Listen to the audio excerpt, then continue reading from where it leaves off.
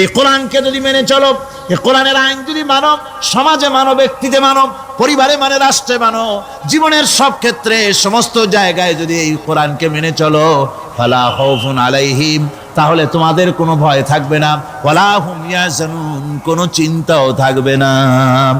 কিসের ভয় থাকবে না? কোরআনের আইন মেনে যদি চলো সমাজে ও রাষ্ট্রে, চুরির ভয়, ডাকাতির ভয়, জিনার ভয়, হত্যার ভয়, সন্ত্রাসের ভয়, কোনো ভয় থাকবে না। ওয়ালা হুম ইয়াহজানুন, চিন্তাও থাকবে না। খাওয়া পড়া, শিক্ষা, চিকিৎসা, বাসস্থান, এগুলির কোনো চিন্তা থাকবে না। কোরআনের সমাজে সব কিছুর গ্যারান্টি দেওয়া হবে, সবগুলি পেয়ে যাবে।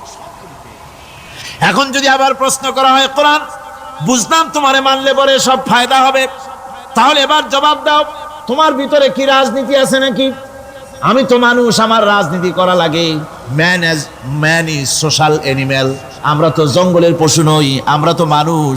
আমাদের সমাজ আছে, আমাদের পৌর নির্বাচন আছে, আমাদের জাতীয় নির্বাচন আছে, আমাদের কলকারখানা আছে, জমিন আছে, আমাদের রাজনীতি, অর্থনীতি, সমাজনীতি আছে, পারিবারিক নীতি আছে, অনেক নিয়ম মালা আছে, নিয়ম নীতি আছে। তোমারে মানলে তোমার ভিতরে কি ওগুলো আছে নাকি, সে কথা বলো। কোরআন তার জবাবে বলে, وَنَزَّلْنَا عَلَيْكَ الْكِتَابَ تِبْيَانًا لِكُلِّ شَيْءٍ وَهُدًى وَرَحْمَةً وَبُشْرَى لِلْمُسْلِمِينَ। কোরআন জবাবে বলে, শুনে রাখো, শুধু অর্থনীতি, সমাজনীতি নয়, শুধু রাজনীতি আর শিক্ষানীতি, যুদ্ধনীতি নয়, তোমার জীবনে যা কিছু দরকার, ইহকালে যা কিছু দরকার, পরকালে, সব কথাগুলি আল্লাহ রব্বুল আলামিন আমি কোরআনের সিনার ভিতরে খুলে খুলে বর্ণনা করে দিয়েছেন। সব কথা এ কোরআনে কারীমের ভিতরে রয়েছে। তোমার এমন কোনো জিনিস নাই যা তুমি কোরআনে কারীমের মধ্যে পাবে না। তোমার সমস্ত প্রয়োজন আমার বুকের মধ্যে আল্লাহ দিয়ে দিয়েছেন। বিজ্ঞান আছে, দর্শন আছে, ইতিহাস আছে, সব আছে এর মধ্যে। তবে কোরআনের মধ্যে বিজ্ঞান আছে বলে আমি এটাকে বিজ্ঞানের কিতাব বলবো না, দর্শন আছে বলে দর্শনের কিতাব আমি বলবো না, রাজনীতি আছে বলে কোরআনকে আমি রাজনীতির কোনো কিতাব বলবো না। কোরআন তাহলে কি? কোরআন হচ্ছে অর্থনীতি, সমাজনীতি, রাজনীতি, পারিবারিক নীতি, মানুষের জীবনের যা কিছু প্রয়োজন, সমস্ত নীতি মালার নীতি গ্রন্থের নাম হতেছে কোরআনে কারীম। সমস্ত নীতিমালার নীতি গ্রন্থ কোরআন। এখানে রয়েছে সব কিছুর উৎস, যেটা গ্রহণ করলে পরে মানুষ আরামে থাকতে পারবে। অমুসলিম নাগরিক বৃন্দ তাদের নাগরিক মর্যাদা পাবে। মুসলমান, কৃষক, নারী, চিকিৎসা, কৃষিবিদ, সাধারণ মানুষ, রং, বর্ণ, ভাষা নির্বিশেষে গোটা মানব সভ্যতা আরামে বাস করতে পারবে। পশু পাখিও আরামে থাকবে, গাছপালাও আরামে থাকবে, যেহেতু নির্দেশ হয়েছে বিনা প্রয়োজনে গাছের পাতাটিও ছিঁড়ো না। ইসলামের সমাজ যদি চালু হয়, গাছেরাও আরাম পাবে, পাহাড়ও আরাম পাবে। চট্টগ্রামের লোকেরা যেভাবে পাহাড় কাটা আরম্ভ করেছে, এটা বড় দুঃখজনক। জুমলায় মোতারেজা একটা বলে দিলাম, অপ্রাসঙ্গিক হলেও জরুরি কথা। আপনারা পাহাড় কাটতেছেন না, আপনাদের নিজেদের পায়ে নিজেরা কুড়াল মারতেছেন। খবরদার পাহাড় কাটবেন না। আল্লাহর প্রকৃতির ভারসাম্য আপনারা নষ্ট করছেন বলে ওজোন স্তরে ফাটল ধরেছে। তা রিপেয়ার করার জন্য আজকে বিশ্বের সব বিজ্ঞানীরা হতাশ হয়ে গিয়েছে, পাগল হয়ে গেছে। কেমনে এই ওজোন স্তরের ফাটলকে রিপেয়ার করব? ওজোন স্তরটা কি? ওজোন স্তর হচ্ছে, সুবহানাল্লাহ, আল্লাহর যে কত দয়া। সূর্য, সেই সূর্যের রয়েছে আলট্রা ভায়োলেট রে, যাকে বাংলায় বলা হয় অতি বেগুনি রশ্মি। যে রশ্মিটা সৃষ্টি জগতে যদি আসে আর তা যদি কোনো প্রাণীর শরীরকে টাচ করে, তাহলে সমস্ত প্রাণী ক্যান্সার হয়ে, এক্সিমা হয়ে, বিখাউজ হয়ে, অ্যাজমা হয়ে সমস্ত প্রাণী মরে যাবে, কেউ বাঁচবে না। মারাত্মক রশ্মি। সেই রশ্মিটা যাতে সৃষ্টি জগৎকে টাচ করতে না পারে, সেজন্য আল্লাহ পাক একটা ওজোন স্তর তৈরি করেছেন। ওখানে এসে ওটা বাধাপ্রাপ্ত হয়, পৃথিবীর মাটিতে আসে না। যা কিছু পৃথিবীর মানুষের জন্য, পৃথিবীর জন্য কল্যাণকর, সেগুলি সূর্য থেকে আসতে থাকে। সুবহানাল্লাহ বিহামদি। যেটা ক্ষতিকর, সেটা আল্লাহ পাক আটকায় রাখেন। এখন সেই ওজোন স্তরে ফাটল ধরলো। কেমনে ফাটল ধরলো? ফাটল আপনি আমি ধরাইছি। আপনি বলবেন যেটা কেমন কথা, আমি তো ওইখানে যাই নাই, আমি ফাটল ধরাইলাম কেমনে? ওই যে সেই আপনার প্রাইমারি স্কুলে ভিজিট করতে গিয়েছিলেন ইন্সপেক্টর, তারপরে প্রাইমারি না হাই স্কুল ভিজিট করতে গেছে, যায়া জিজ্ঞেস করছে ছেলেরা কি পড়ছো? বল ইতিহাস। ঠিক আছে, ইতিহাস থেকেই প্রশ্ন করব, বলতো চীনের প্রাচীর কে ভেঙেছে? ছেলেরা জবাব দিচ্ছে না।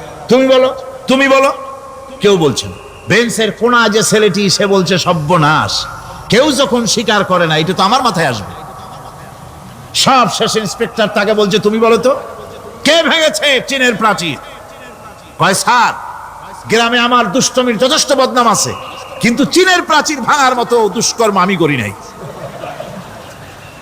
ইন্সপেক্টর খুব রেগে গেলেন, মাস্টারের দিকে তাকালেন, এই বুঝি আপনার ইতিহাস পড়ানো? মাস্টার ইন্সপেক্টরের বিরক্তি ভরা মুখ দেখে বলছেন, স্যার রাগ করবেন না, এসব ছাত্র তো আমার, ওদের অবস্থা তো আমি জানি, আপনি আসছেন ঢাকা থেকে, আপনি জানবেন কি? আমি হলপ করে বলতে পারি আমার ক্লাসের কোন ছাত্র চীনের প্রাচীর ভাঙে নাই। ইন্সপেক্টর রাগ হইয়া চলে গেছে হেডমাস্টারের রুমে, যায় বলছে যে আমি আপনার স্কুলের গ্রান্টকে আমি নাকচ করে দেব, মঞ্জুরি আমি ক্যান্সেল করে দেব। কেন? এই অবস্থা। হেডমাস্টার বলছে স্যার রাগ করবেন না, আপনার জন্য কিছু টাকা পয়সাও রাখছি হাদিয়া, বড় একটা চর্বিযুক্ত খাসিও জবাহ করা হয়েছে, পুকুর থেকে রুই মাছ তোলা হয়েছে। তারপরেও আমার ছাত্ররা, টিচাররা বলার পরেও যদি আপনার সন্দেহ হয়ে থাকে যে আমার ছাত্ররাই ভাঙছে, তো ওই আপনি অসন্তুষ্ট হবেন না, রাগ করবেন না স্যার, ওই প্রাচীর ভাঙতে যা খরচ লাগে আমি কিছু খরচ দেবো, তো আপনি রাগ করেন না। এখন চিন্তা করেন, স্কুলের ছাত্র থেকে শুরু করে হেডমাস্টার পর্যন্ত জ্ঞানের বহর। তো বলতেছিলাম, আপনি আমি ওজন স্তরে ফাটল ধরিয়েছি, তার অর্থ এই নয় যে আপনারা গিয়ে ওখানে কুড়াল মারিয়ে ওটারে ভাঙছেন। তাহলে ওটা কি হয়েছে? কোরআনে কারীমে রব্বুল আলামিন বলেন, ওয়ামা আসাবাকুম মিন মুসিবাতিন ফাবিমা কাসাবাত আইদিকুম ওয়া ইয়াফু আন কাসীর। যত বিপদ তোমাদের উপর আরোপিত হয়, সমস্ত বিপদ তোমাদের দুই হাতের কামাই করা। কে বলছেন? আল্লাহ পাক। ওজন স্তরে ফাটল ধরেছে, এটা বিপদ, বিশ্বের সমস্ত মানব সভ্যতা সৃষ্টি জগতের জন্য বিপদ। এই বিপদের জন্য দায়ী পৃথিবীর মানুষ। কি রকম? সেটা হচ্ছে গাড়ির পেছন থেকে যে কালো ধোঁয়া বের হয়, কল কারখানার চিমনি থেকে যে কালো ধোঁয়া বের হয়, এই কালো ধোঁয়াগুলি, তারপরে সমস্ত কেমিক্যাল উইপেন সেগুলি যে টেস্ট করা হয়, তার রিয়াকশন ইত্যাদি, এই কালো ধোঁয়া এবং সমস্ত মারণাস্ত্রগুলি এক্সপেরিমেন্ট করার সমস্ত এই রিয়াকশনগুলি সবগুলি গিয়ে ওই ওজন স্তরে ফাটল ধরিয়ে দিয়েছে। আস্তে করে পাতলা হয়ে এটা ফেটে গিয়েছে, অতি বেগুনি রশ্মি আসা শুরু করেছে। এটাকে বন্ধ করার জন্য বিজ্ঞানীরা আজ মরিয়া হয়ে গিয়েছে। ইনশাআল্লাহ আল্লাহ পাক তার বিজ্ঞানীদের মানুষের মাথায় বুদ্ধি এনে দিবেন, রিপেয়ারও হয়ে যাবে ইনশাআল্লাহ। সবাই বলেন ইনশাআল্লাহ। তাহলে বললাম কেন এ কথাটা? এই জন্য বললাম যে কোরআনে কারীমের মধ্যে আল্লাহ রাব্বুল আলামিন সব কথা বলে দিয়েছেন, কোনো কথা বাদ রাখেন নাই। পাহাড়গুলি ভেঙে আমরা ক্ষতি করতেছি, গাছগুলি কেটে আমরা ক্ষতি করতেছি, প্রকৃতির ভারসাম্য নষ্ট করে দিচ্ছি, ফলে সমুদ্রের পানি স্ফীত হচ্ছে, ভূমিকম্প বাড়তেছে, ঘূর্ণিঝড় হচ্ছে, টর্নেডো হচ্ছে, পৃথিবী বিধ্বস্ত হয়ে যাচ্ছে, ক্লাইমেটের পরিবর্তন আসছে। আজকে পৌষ মাস, এটা কি মাস? কত তারিখ? দেখেন বাংলা ভাষাকে কত মহব্বত করি। যদি বলি আজকে ডিসেম্বরের কত তারিখ, গড় গড় করে মুখস্থ হয়ে যাবে। বাংলারে খুব ভালোবাসি, মাসটার তারিখ বলতে পারলাম না, দুঃখিত। এই হলো আমাদের ভালোবাসা। আজকে পৌষ মাসের অর্ধেকও শেষ হয়ে যাচ্ছে, অথচ মনে হচ্ছে শীত যেন তার শ্বশুর বাড়ি বেড়াতে গেছে। এই যে অবস্থা, এই অবস্থা শুধু বাংলাদেশে নয়, গোটা পৃথিবীতে ক্লাইমেটের একটা বিরাট পরিবর্তন আসতেছে, একটা বড় রকমের পরিবর্তন আসতেছে। এর কারণ হচ্ছে এই পৃথিবীর মানুষেরা নিজেরাই প্রকৃতির ভারসাম্যকে নষ্ট করে দিয়েছে। এই ভারসাম্য নষ্ট হওয়ার কারণে আবহাওয়ার পরিবর্তন হচ্ছে, সামুদ্রিক জলোচ্ছ্বাস বাড়তেছে, ভূমিকম্প, আগ্নেয়গিরি ইত্যাদি হচ্ছে এবং পৃথিবীর মানুষ বিধ্বস্ত হচ্ছে। বলতেছিলাম এই কোরআনে কারীমের মধ্যে আল্লাহ পাক সব কথা বলে রেখেছেন। যদি জানতাম, বুঝতাম, তাহলে এই অবস্থার সৃষ্টি হতো না। এটা বিজ্ঞানের বই নয়, রাজনীতির বই নয়, সমাজনীতির বই নয়, বরং সমস্ত নীতিমালার উচ্চ, জ্ঞানের উচ্চ হচ্ছে আল কোরআন। জ্ঞানের উচ্চ কি? আরো জোরে বলেন, জ্ঞানের উচ্চ কি? আল কোরআন। পবিত্র কোরআনে এমন এমন ঘটনা আল্লাহ পাক বলেছেন যা ষষ্ঠ শতাব্দীর দুনিয়া এ সম্পর্কে কিছুই জানতো না। অবশ্য কিছু কিছু ঘটনা ইহুদিদের কিতাবে অতিরঞ্জিত আকার এবং বিকৃত অবস্থায় এসেছে, কিন্তু কোরআনে কারীম দুনিয়ার মানুষকে আদম সৃষ্টি, নূহের বন্যা, তারপরে মুসা আলাইহিস সালাম ফেরাউনের ঘটনা, ইব্রাহিম আলাইহিস সালামের নমরুদের ঘটনা এবং ইউসুফ আলাইহিস সালামের কাহিনী সবগুলিকে সুন্দর করে কোরআন শরীফ উপস্থাপনা করেছে রাসূলের মাধ্যমে, যা পৃথিবীর ইতিহাসে কেউ জানতো না। সেগুলি আল্লাহ পাক জানাইছেন কিভাবে?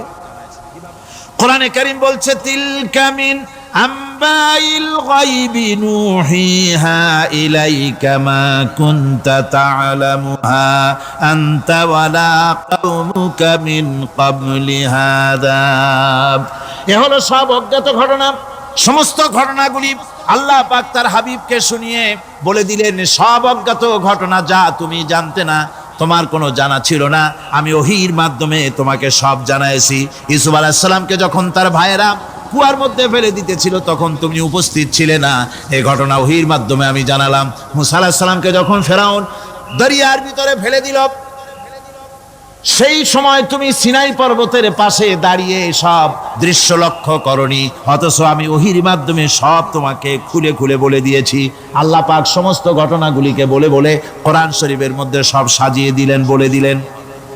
তিনি বললেন, ওয়ামা কুনতা বিজানিবিল গারবিয়্যি ইয কাদাইনা ইলা মুসাল আমরা ওয়ামা কুনতা মিনাশ শাহিদিন। ফেরাউন যে মুসার সঙ্গে যে ব্যবহারটা করলো, এ সময় সেখানে তুমি উপস্থিত ছিলে না, আমি ওহীর মাধ্যমে তোমাকে তা জানিয়েছি। কাযালিকা নাকুসসু আলাইকা মিন আনবাই মা ক্বাদ সাবাকা ওয়া ক্বাদ আতাইনাকা মিন লাদুন্না যিকরা। আল্লাহ পাক বলেন, এভাবে আমি আপনার কাছে অতীত ঘটনাবলী ওহীর মাধ্যমে নিখুঁতভাবে আপনার সামনে সব বলে দিয়েছি।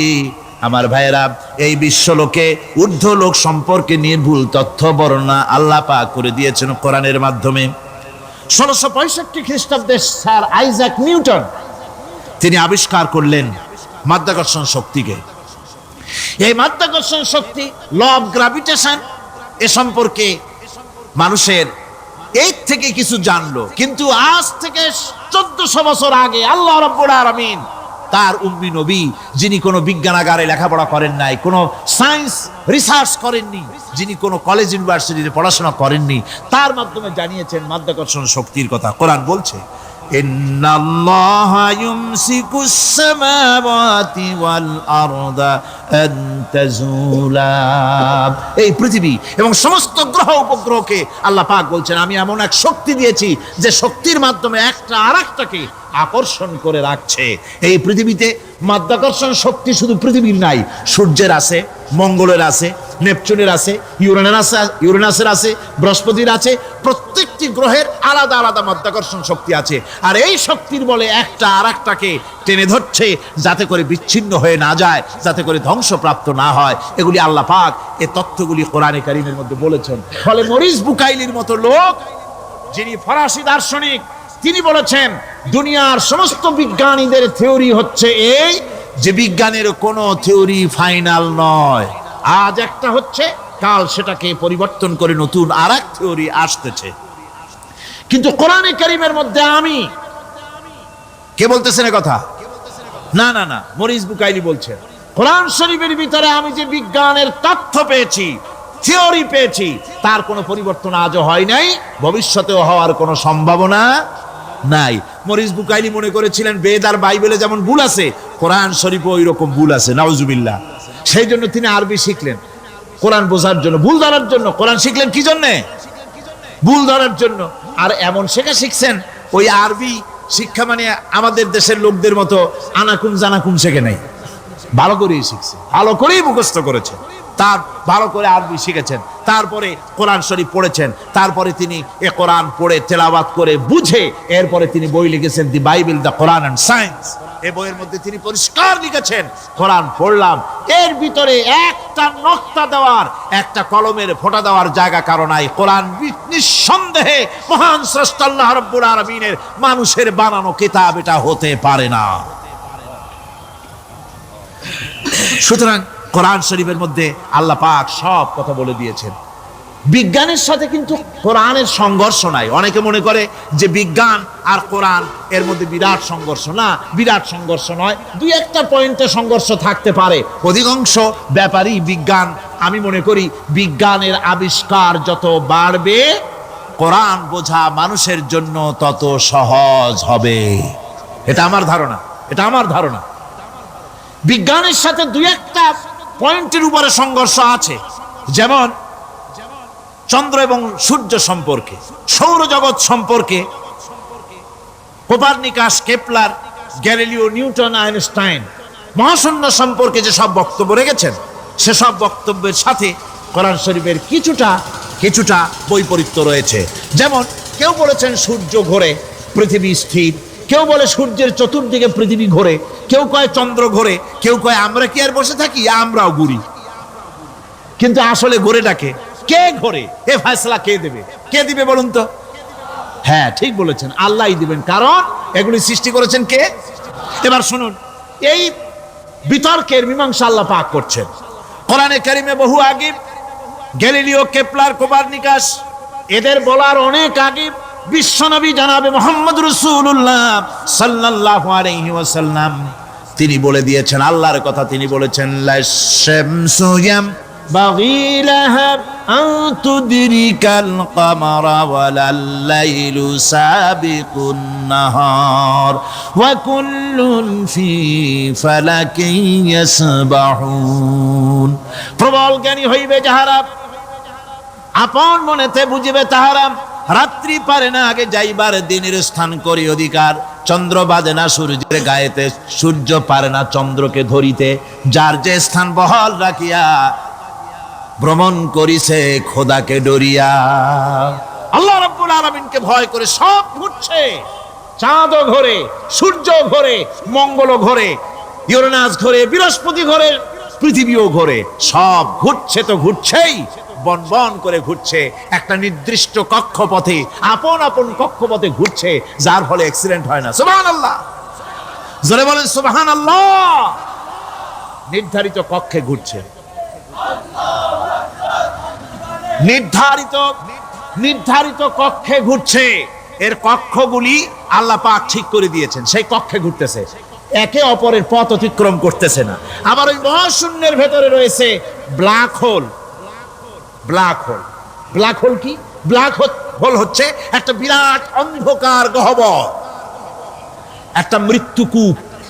এত বড় বিরাট ব্ল্যাক হোল মহাশূন্যে আছে, বিজ্ঞানীরা হয়রান হয়ে গেছে। তার এত বড় শক্তি, সে শুধু তারা খায় না, কোন তারকা ঘুরতে ঘুরতে যদি তার কাছে এসে যায় তারাকে খেয়ে ফেলে। কোন আলো যদি কাছে আসে, আলো শুষে নিতে নিতে আলো যার থেকে এসেছে সেটাকেও শেষ করে ফেলে। এ ধরনের একটা দারুণ আকর্ষণী শক্তি তার মধ্যে আল্লাহ সৃষ্টি করেছেন। একটা ব্ল্যাক হোল আছে মহাশূন্যের ভিতরে।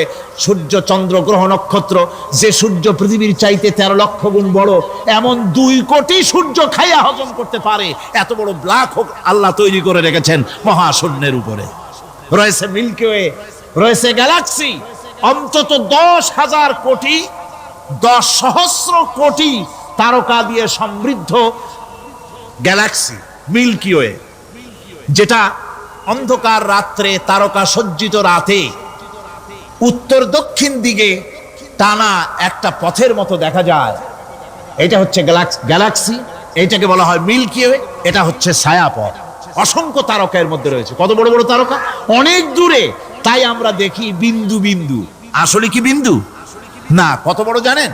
বিজ্ঞানীরা বলেছেন দৈত্যের মতো বিরাট বিরাট তারকা আছে, যে সূর্য পৃথিবীর চাইতে 13 লক্ষ গুণ বড়।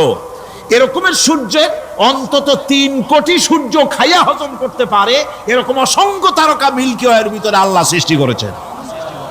সুবহানাল্লাহ বিহামদিহি, সুবহানাল্লাহ। আর মানুষ লাফায়, 4 আঙ্গুল মানুষ খালি লাভ দেয়, মোষ কতগুলো রাখিয়া। কোন আনন্দে লাফা! শক্তি তোমার! মহাশূন্যের তুলনায় এই পৃথিবীর অবস্থান কি জানেন? এই জন্য যত বেশি পড়াশোনা করবেন মাথা নত হয়ে যাবে। কমিউনিস্ট হয় ছাগলেরা, বুদ্ধিমান কোনোদিন কমিউনিস্ট হয় না। কারা কমিউনিস্ট হয়? ছাগলগুলি, যাদের আকল নাই, যাদের জ্ঞান নাই, বুদ্ধি নাই, ওরাই কমিউনিস্ট হয়। কোন চিন্তাবিদ, কোন বিজ্ঞানী কমিউনিস্ট হয় না। মাথা নত হয়ে যায়, আল্লাহর এই সৃষ্টি দেখে পাগল হয়ে যায়। নিঃসন্দেহে আল্লাহ আছেন, নইলে পরে এগুলি হয় কি করে? আমি চিন্তা করে পাই না কমিউনিস্ট হয় কেমন, কতখানি পাগল হইলে হয়। ছোট্ট একটা রুমাল দেখলে মনে করি কোন তাঁতি এটারে বানাইছে। একটা এই কি জানি কয় মাইক দেখলে মনে করি কেউ এটাকে বানাইছে। টেবিল দেখলে মনে করি কেউ বানাইছে। ফ্রিজ দেখলে মনে করি বানাইছে কেউ। একটা সুই দেখলে মনে করি কেউ এটাকে বানাইছে। আর এই বিশাল পৃথিবী, ওই বিশাল আকাশ, কমিউনিস্টরা কয় এমনি এমনি হইছে। কয় বোতল খায় দৈনিক আল্লাহ যায়। আমার বন্ধুগণ, মাথা নত হয়ে আসবে চিন্তা করলে কি বিশাল সৃষ্টি আল্লাহ পাকের। এই ছায়াপথ, এই গ্যালাক্সি, এর তুলনায় পৃথিবীর অবস্থান কোথায়? পৃথিবীর অবস্থানটা হচ্ছে, আমার হাতে এটা একটি কলম। এই কলমটা কাগজের উপরে আমি যদি এই নিপটা রাখি, কাগজের ভিতরে নিপে যতটুকুন জায়গা টাচ করবে, মহাশূন্য গ্যালাক্সি মিল্কি ওয়ে, আল্লাহর ওই মহাশূন্যের তুলনায় পৃথিবীর অবস্থান একটা কলমের নিপে যতটুকুন জায়গা নেয় এর থেকে বেশি নয়। এই যদি হয় পৃথিবী, তাহলে সেই পৃথিবীর মানুষ আপনি কতটুকুন? সলিমুদ্দি বসিরুদ্দি খালি লাফা। আমার বন্ধুগণ, লাভ কি? লাভের চোটে বলে হ্যান করেঙ্গে ত্যান করেঙ্গে, লাঠি কে আন্দার মুগুর ভরেঙ্গে। কয়দিন পর শোনা যায় শীত হয়ে পড়ছে, কিছু নাই। সুতরাং আল্লাহ পাকের অসীম সৃষ্টি জগৎ, এর সঙ্গে বিজ্ঞানের সংঘর্ষ কম, দুই একটা পয়েন্টে আছে। বাকি সবগুলিতে বিজ্ঞানের আবিষ্কার যত বাড়তেছে, আল্লাহরে চেনা, সৃষ্টি জগৎকে জানা মানুষের জন্য তত সহজ হচ্ছে। এই কথাগুলি আমি সামনের দিকে আরো বলবো ইনশাআল্লাহ। সবাই বলেন ইনশাআল্লাহ, যাতে আমাদের বুঝে আসে। আর রহমান আল্লামাল কোরআন, কোরআন শিখিয়েছেন আমাদেরকে। রহমান এমন নিয়ামত দিয়েছেন যার মধ্যে সব আছে। মানুষ সৃষ্টির ব্যাপারে, মানব সৃষ্টির ব্যাপারে নির্ভুল তথ্য যদি পেতে হয়, তাহলে কার কাছে যাব? জোরে কোন? আল্লাহর কাছে যেতে হবে। আর আল্লাহর কাছে না যাইয়া মানব সৃষ্টির রহস্য যদি জানতে যাই ডারউইনের কাছে, তাহলে আপনার মামু হবে সুন্দরবনের বান্দরেরা। ঠিক কিনা? বান্দরেরা হবে মামু, শিম্পাঞ্জি ওরাং ওটাং হবে আপনার নানার দাদা। তার কারণ ডারউইন সাহেব বলেছেন মানুষ এর পূর্বপুরুষ হলো বাঁদর, শিম্পাঞ্জি, ওরাং ওটাং। এটা হলো তার থিওরি অফ ইভলিউশন। এই বিবর্তনবাদের থিওরি পেশ করতে গিয়ে তিনি বলেছেন মানুষ হলো বান্দরের জাত। আরে বেটা, তুই বান্দরের জাত।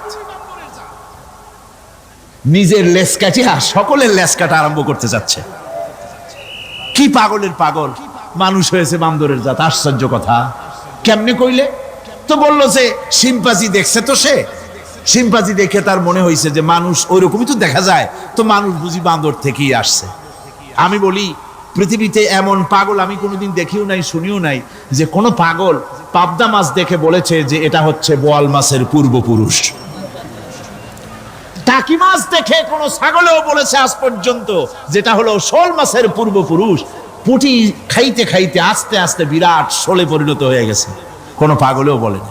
আচ্ছা, মেনে নিলাম ডারউইন সাহেবের থিওরি, মেনে নিলাম এক সেকেন্ডের জন্য যে বান্দর থেকেই মানুষ হয়েছে।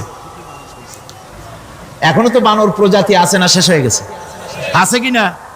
তাহলে সুন্দরবনে যান, যে দেখুন কোন বাঁদর কি এ পর্যন্ত দেখা গেছে যে কোমর পর্যন্ত মানুষের মতো হয়ে গেছে? আর একটু দুধ আর পনির আর একটু এই শুটকি মাছ লোটটা ফিশ খাওয়াইলে আর কদিনের মধ্যে এই বান্দরটা মানুষ হয়ে যাবে। হয়েছে এরকম? বাঁদরের 12 আনা মানুষ হয়ে গেছে, 14 আনা মানুষ হয়ে গেছে, আর অল্প একটু বাকি। এরকম দেখা গেছে কোথাও? দেখা যায়নি। এগুলি পাগলামি কথা, পাগলামি কথা। মানুষ বানর থেকে আসেনি, মানুষ ওরাং ওটাং থেকে আসেনি, মানুষ সিম্পাজি থেকে আসেনি। মানুষ এসছে কোত্থেকে? এটা জানতে হলে এই নির্মূল তথ্য জানার জন্য আসতে হবে কোরআনের কাছে। কার কাছে? আল্লাহ রাব্বুল আলামিন তার হাবিবের মুখ থেকে মানব সৃষ্টি রহস্য তিনি উদ্ঘাটন করে দিয়েছেন। তিনি বলেছেন, দুনিয়াবাসীকে শুনিয়েছেন, ফালয়ানজুরিল ইনসানু মিম্মা খুলিকা মিম্মা ইন দাফিকিন ইয়াখরুজু মিন বাইনিস সুলবি ওয়াত তারাইব। আল্লাহ পাক বলেন, মানুষ কি তার সৃষ্টি রহস্য দেখে না? কেমনে তাকে আমি সৃষ্টি করেছি? মায়ের বক্ষ পিঞ্জর থেকে, বাপের পৃষ্ঠ থেকে সবেগে নির্গত এক ফোঁটা নাপাক পানি দিয়ে আমি আল্লাহ মানুষকে সৃষ্টি করেছি। বান্দর থেকে নয়, ওরাংওটাং থেকে নয়, সিম্পাজি থেকে নয়, মানুষের অরিজিন মানুষ। আদম থেকে তোমরা জন্মগ্রহণ করেছো, আদম এসেছে মাটি থেকে, তোমরা এসেছো আদম থেকে। সুবহানাল্লাহি ওয়া বিহামদিহি। এটাই হলো মানব সৃষ্টি রহস্যের কথা আল্লাহ পাক বলে দিয়েছেন। অন্যত্র আল্লাহ বলেন, ইন্না খালাকনাকুম মিন তুরাবিন সুম্মা মিন নুতফাতিন সুম্মা মিন আলাকাতিন সুম্মা মিন মুদগাহ। নিষ্প্রাণ মাটি থেকে তোমার উৎপত্তি হয়েছে, আর এই নিষ্প্রাণ মাটি দিয়ে তোমাকে তৈরি করা হয়েছে। এগুলি মাতৃগর্ভের ভিতরে গিয়া নাপাক পানি ফোঁটা জমাট রক্ত হয়েছে, গোশত হয়েছে, তারপরে মানুষের আকৃতি দিয়েছি, আর এরপরে বাচ্চার আকারে মায়ের পেট থেকে আমি আল্লাহ মানুষ করে তোমাকে বের করেছি। সুতরাং মানব সৃষ্টি রহস্যের কথা বিজ্ঞানের সাথে যেটা সাংঘর্ষিক হবে কোরআনের সাথে, আমরা সেটা মানতে পারি না।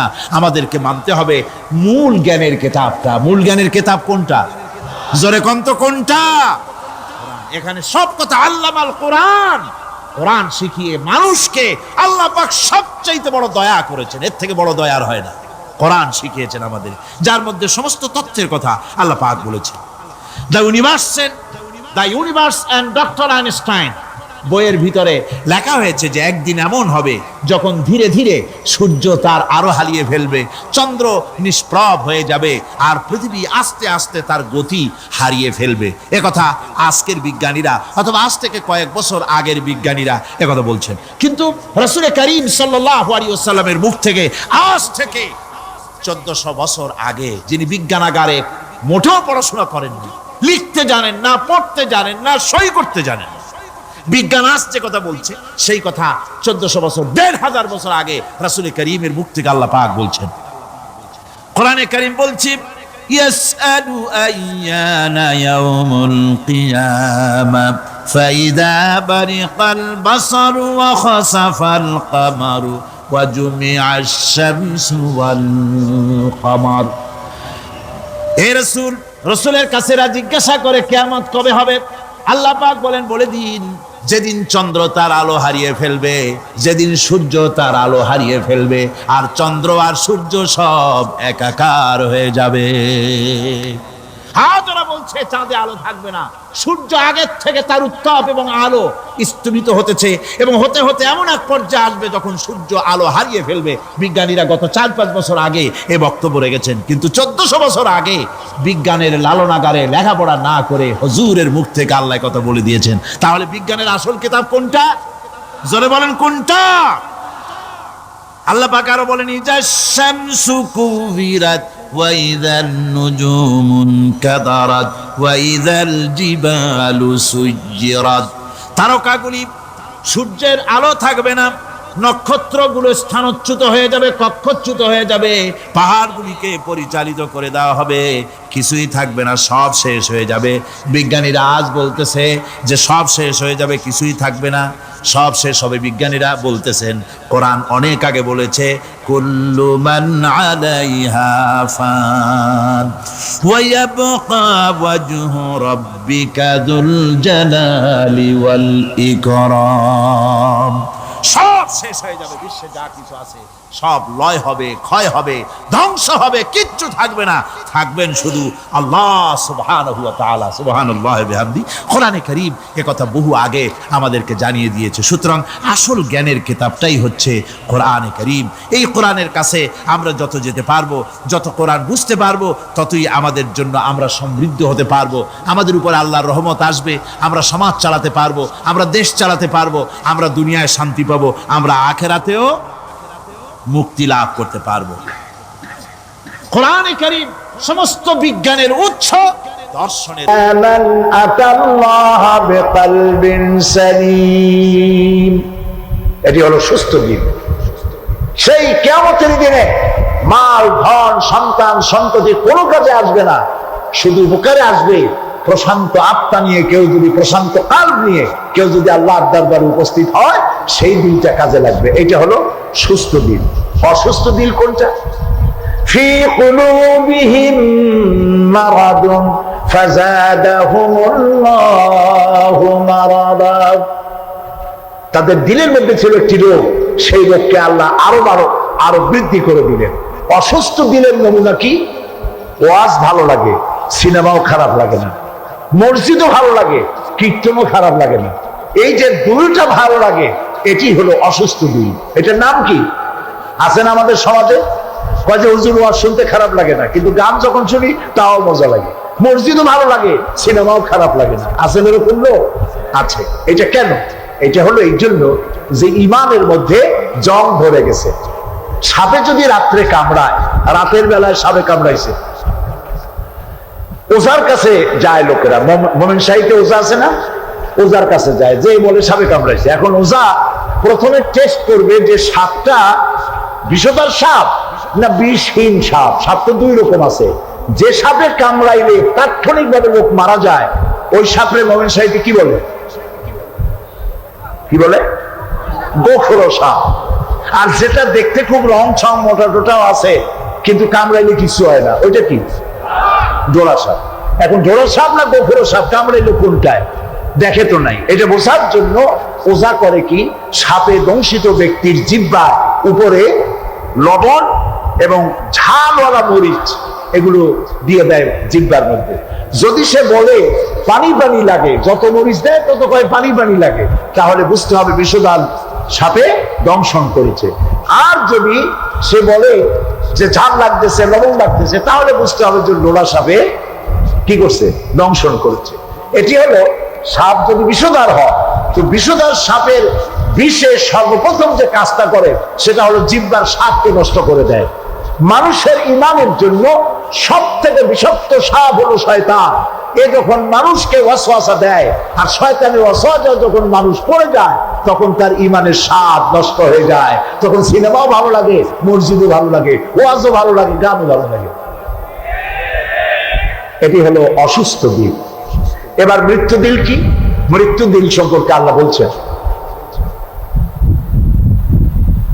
وَلَقَدْ ذَرَأْنَا لِجَهَنَّمَ كَثِيرًا مِنَ الْجِنِّ وَالْإِنسِ لَهُمْ قُلُوبٌ لَا يَفْقَهُونَ بِهَا। মানুষ আর জিনদের মধ্যে আল্লাহ তাআলা বলেন, আমি এক শ্রেণীর রেডিমেড জাহান্নামী তৈরি হয়ে আছে মানুষ এবং জিনের মধ্যে। ওরা কারা? লক্ষ্য করুন, মৃত্যু দিল কাদের? লাহুম কুলুবুন লা ইয়াফকাহুনা বিহা, যাদেরকে আমি হৃৎপিণ্ড দিয়েছি, বিবেক দিয়েছি, সব বোঝে, আমারে বোঝে না। আছেন এরকম কিছু বুদ্ধিজীবী? বলেন আছে না? কবি আছেন এমন কিছু, সাহিত্যিক আছেন এমন কিছু। নারীর সৌন্দর্য, নারীর রূপের সৌন্দর্যের ব্যাপারে কবিতা লিখতে লিখতে কলমের কালি শেষ হয়ে যায়, কিন্তু এই সৌন্দর্য কে দিলেন তারে চিনতেই পারল না। ফুলের ব্যাপারে গান লেখে, কবিতা লেখে, ফুলের রং, ফুলের গন্ধ। প্রজাপতি কে এত সুন্দর করে, কোন শিল্পী তোমার ডানায় এত সুন্দর রং দিল, তার গান তৈরি করে, কিন্তু প্রজাপতির রং কে দিল তারে খুঁজে পায় না। তারপরে বলে কি? বলে যে সব বুঝেছি, শান্তিনিকেতন গিয়া পড়ে শুনিয়া, সাহিত্যের উপরে ডক্টরেট ডিগ্রি নিয়া কয় সব বুঝেছি। বলে বাবা কি বুঝেছো? কয় দেয়ার ইজ নো গড। সারা জীবন বসে বুঝলো যে প্রভু বলতে কেউ নাই, আল্লাহ বলতে কেউ নাই। বলেন নাউযুবিল্লাহ। লাহুম কুলুবুন লা ইয়াফকাহুনা বিহা, সব বোঝে কিন্তু আল্লাহর চেনে না। নিজের শরীরটা দেখে, আল্লাহরে খুঁজে পায় না। আরে তুমি তো তোমার শরীরটা দিয়েই আল্লাহরে চিনতে পারো। সুবহানাল্লাহ বলো। শরীরটা দিয়ে আল্লাহরে চেনা যায়। এই যে দুটো চোখ, এই চোখ দিয়ে সব সময় আমরা নেগেটিভ দেখি। সব সময় প্রতিটি চিত্র, প্রতিটি মুহূর্তে নেগেটিভকে পজিটিভ করে দেখায় কে? কে দেখায়? সুবহানাল্লাহ। এত সুন্দর দুটি চোখ আল্লাহ দিলেন, চোখের মধ্যে আল্লাহ আবার পানি দিয়ে দিলেন। পানি মানে কান্নার পানি না, এমনিই চোখে পানি আছে। আপনি চোখে পলক মারেন, পলক মারেন না? কথা না বললে বুঝি কি? এই যে পলক মারেন, এটা কি ইচ্ছে করে মারেন না অটোমেটিক হয়? অটোমেটিক হয়। ইচ্ছে করে মারলে ভটর ভটর করতে। আপনি নিজের অজান্তেই চোখগুলি পলক মারে কেন? আল্লাহ রাব্বুল আলামিন মানুষের কল্যাণের জন্য এমন অটোমেটিক ব্যবস্থা করে তিনি রেখে দিয়েছেন। শহরে, বন্দরে, গ্রামে, নগরে, গঞ্জে বাতাসের ভিতরে পলিউশন আছে, রোগের জার্ম আছে, বাতাসের ভিতরে উড়ে বেড়ায়, অনবরত চোখের ভিতরে প্রবেশ করে চোখ নষ্ট করে দিতে পারে। এই জন্য রব্বুল আলামিন চোখের ভিতরে পানি ধরনের একরকম মেডিসিন রেখে দিয়েছেন। প্রতি মুহূর্তে চোখ পলক মেরে মেরে চোখকে আল্লাহ তাআলা ক্লিন করে দিতেছেন। শরীরের ভিতরে একটা শরীর দিয়ে আল্লাহকে চেনার জন্য যথেষ্ট। এই শরীরে আল্লাহ অসংখ্য রগ রেশা দিয়েছেন। মাথা থেকে শুরু করে পা পর্যন্ত যতগুলি নার্ভ আছে, সবগুলি নার্ভ ছিঁড়ে ছিঁড়ে যদি জোড়া লাগানো যায়, পুরা পৃথিবী একবার ঘুরে আসা যাবে। সুবহানাল্লাহ করতে ইচ্ছে করে না? আর যদি পাশাপাশি সাজায় রাখেন, 3 একর জমিন লাগবে একটা মানুষের রগ সাজায় রাখতে। এই রগগুলি দিয়ে আপনি আমি যা খাই, এটাকে বলা হয় কার্বোহাইড্রেট। চাউল, চাউল জাতীয় খাদ্য, আটা, আটা জাতীয় খাদ্য, চিনি, চিনি জাতীয় খাদ্য, আর ডাল, ডাল জাতীয় খাদ্য। এই 4 প্রকারের খাদ্য হলো কার্বোহাইড্রেট। এগুলি মানুষে খাইলে পরে শরীরের ভিতরে এর থেকে রক্ত হয়, এর থেকে পেশাব পায়খানা হয়ে বর্জ্য বেরিয়ে যায়। আর যেটা রক্ত হয়, সেই রক্তটাকে গোটা শরীরে প্রবাহিত করে শরীরটাকে আল্লাহ উষ্ণ রাখেন। সেজন্য এত রগ রেশা দিয়েছেন। এখন এই রক্তগুলিকে মাথা থেকে শুরু করে পা পর্যন্ত পৌঁছে দেওয়ার জন্য আল্লাহ একটা জেনারেটর রেখে দিয়েছেন বুকের মধ্যে। কন্তবুদ্ধি করে জেনারেটর নামটা কি? মাশাআল্লাহ, বুঝে ফেলেছে। জেনারেটর নাম হার্ট। সেটা অনবরত সিস্টোলিক এন্ড ডায়াস্টোলিক এভাবে করে সম্প্রসারণ, সংকোচন এরকম করতেছে। চিকিৎসা বিজ্ঞানীরা বলেছেন, মানুষকে মাথা থেকে শুরু করে কাটাকাটি করে সব বুঝেছি, কিন্তু হার্ট এরকম এরকম করে কেন? এর উৎস আজ পর্যন্ত পৃথিবী খুঁজে পায় না। এটি এভাবে করে করে রক্ত ছড়িয়ে দিচ্ছে। এখন দেখেন আল্লাহর খোঁজার ব্যবস্থা। মানুষ খাইয়া খাইয়া তারপরে হার্টের মধ্যে চর্বি গিয়ে জমে। হার্টের মধ্যে যে করোনারি আর্টারি, করোনারি আর্টারির মধ্যে গিয়ে চর্বি জমতে লাগলো। হঠাৎ করে রক্ত প্রবাহ যখন বন্ধ হতে থাকে, আর চলতে পারে না, তখন অ্যানজাইনা হয়, হার্টে বেদনা শুরু হয়। এই বেদনা শুরু হলে তাড়াতাড়ি ডাক্তার এনজিওগ্রাম করে তারপর দেখে কতটা নষ্ট হয়েছে। ওইটাকে যদি প্রয়োজন হয় রগ বদলাবার, তখন তাকে বাইপাস করা হয়। বাইপাস করে নতুন রগ লাগাতে হবে। এখন বলেন এই নতুন রগ কোথায়? গরুর রগ লাগাইলে হবে? বলেন, ছাগলের রগ? এখন আল্লাহ রাব্বুল আলামিনকে চেনা সহজ। ওই রব্বুল আলামিন এমন সুন্দর ব্যবস্থা রেখেছেন, কারো যদি বাইপাস, ওপেন হার্ট সার্জারি করার যদি প্রয়োজন হয়, রগের যদি 2-4টা রগ যদি লাগে, আল্লাহ রাব্বুল আলামিন মানুষের হাতের মধ্যে, পায়ের মধ্যে স্পায়ার পার্টস কতগুলি রগ রেখে দিয়েছেন। ডাক্তারেরা পা থেকে, হাত থেকে সেই রগগুলি নিয়ে হার্টের ভিতরে ওই রগ লাগিয়ে দিয়ে নতুন ভাবে আবার রক্ত সঞ্চালনের ব্যবস্থা করে দেয়। যালিকুমুল্লাহু রাব্বুকুম, এই হচ্ছে তোমাদের রব। সুবহানাল্লাহ বলে। ইনি আল্লাহ যিনি এই ব্যবস্থা করেছেন। কিডনি লাগে একটা মানুষের জন্য কয়টা? না না, 2টা লাগে না, কিডনি লাগে একটা। কিন্তু আল্লাহ তাআলা দিচ্ছেন কয়টা? 2টা। একটা যদি অকেজ হয়ে যায়, তো আরেকটা দিয়ে যেন কাজ হয়। লক্ষ্য করুন, আপনার মেমোরি, আপনার মগজ, আপনার ব্রেন, যে ব্রেনটা, যে মগজটা মাথার মধ্যে আছে, এই মগজের মধ্যে রয়েছে অসংখ্য সেল, কোষ, CELL, অসংখ্য কোষ, মেমোরি কোষ, বুদ্ধির কোষ, শোকের কোষ, সুখের কোষ, অনুভূতির কোষ, মানে আপনার জন্য, এরপরে ডাটা ইনফরমেশন রক্ষা করার জন্য কোষ, অনেকগুলি সেল আছে। মেমোরি সেল যেটা আছে মগজের মধ্যে, সারা পৃথিবীর সকল ডাটা, সকল ইনফরমেশন, সকল তথ্য যদি আপনার মেমোরিতে আপনি ঢুকান, এই মেমোরি সেলে এত জায়গা, পৃথিবীর সব ডাটা ঢুকাবার পরেও 100 ভাগের 1 ভাগ জায়গা ভরবে না। দেখুন অবস্থা।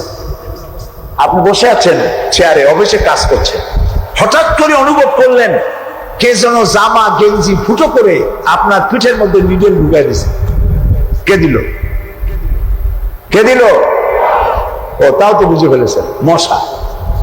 জামা কাপড় সুদ্ধা নিডেল ঢুকাই দিছে, আপনি কিন্তু টের পাইছেন না? টের পান নাই? টের পেয়েছেন কিনা? এই টের পাওয়ার জন্য আল্লাহ রাব্বুল আলামিন চামড়ার মধ্যে অসংখ্য কোটি কোটি লোমকূপ সৃষ্টি করেছেন। লোমকূপ দিয়ে ঢুকলো, আপনি টের পেয়ে গেছেন। টের পাওয়ার সাথে সাথে এই খবরটা চলে গেছে বুদ্ধির কাছে। বুদ্ধির একটা সেল আছে না ব্রেনে, আপনার ওই যে মগজের মধ্যে, ওইখানে চলে গেছে খবর যে পিঠের মধ্যে একজন ইনজেকশন করতে গেছে। বুদ্ধির সেল সাথে সাথে হাতের উপরে ফ্যাক্স পাঠিয়ে দিয়েছে, ফ্যাক্স ঠাপ করে মেরে দিয়েছে পিঠের উপরে, মশার গোষ্ঠী সাফ হয়ে গেছে। সময় লাগে নাই 1 সেকেন্ডও, সাথে সাথে অ্যাকশন, ডাইরেক্ট অ্যাকশন। সুবহানাল্লাহ।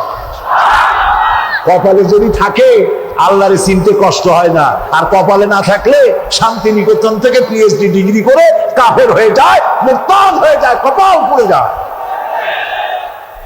এই জন্য অল্পের মধ্যে বুঝতে সহজ, যদি ঈমান থাকে কিসমতে। প্রিয় ভাই সব, আল্লাহ রাব্বুল আলামিন বলছেন লাহুম কুলুবুন লা ইয়াফকাহুনা বিহা, তাদেরকে হৃদয় দিয়েছি, তাদেরকে বিবেক দিয়েছি, সব বুঝলো, আমারে বুঝলো না।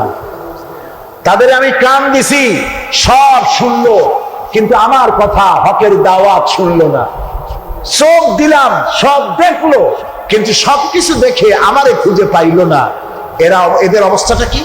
আল্লাহ রাব্বুল আলামিন বলেন উলাইকা কাল্লানাম, এরা চতুষ্পদ জানোয়ারের মতো। আল্লাহ বলেন না, তাতেও হয় না, বালহুম আদাল, এরা জানোয়ারের চাইতেও নিকৃষ্ট। বলেন নাউজুবিল্লাহ। প্রিয় ভাই সব, হযরত লোকমান তিনি বলছেন, আল্লাহ তাআলা বলছেন আমি তাকে কি দিয়েছিলাম? জ্ঞান দান করেছিলাম।